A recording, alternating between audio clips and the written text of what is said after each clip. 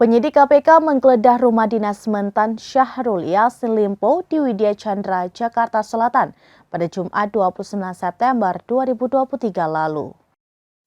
Dalam penggeledahan ditemukan uang berbagai pecahan dalam jumlah sangat besar serta 12 pucuk senjata api. Terkait temuan uang yang disembunyikan itu, penyidik KPK sampai menggunakan mesin hitung seperti yang ada di bank.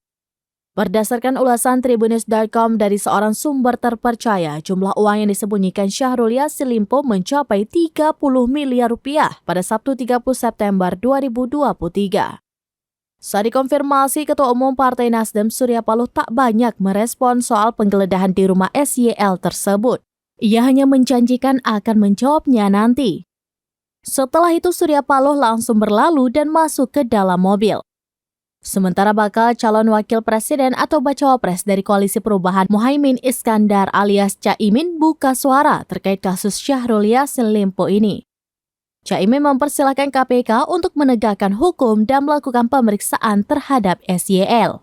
Tidak hanya itu, dirinya berharap semuanya akan baik-baik saja saat ditemui di Sidoarjo pada Jumat 29 September 2023. Ketika ditanya apakah kasus tersebut sebagai upaya untuk menggoyahkan Koalisi Perubahan, Caimin tak memberikan banyak komentar. Saat ini KPK sedang mengusut perkara dugaan tindak pidana korupsi di Kementerian Pertanian atau Kementan.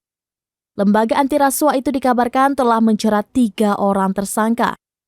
Mereka ialah mantan Syahrul Yassin Limpo, Sekretaris Jenderal atau Sekjen Kementan Kasdi Subagiono, serta Direktur Alat Mesin Pertanian Muhammad Hatta.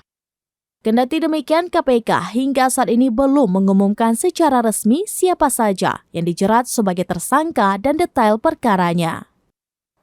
Demikian informasi terkini, Syederalun saksikan terus beragam informasi lainnya. Jangan lupa like dan share seluruh akun seraminas.com.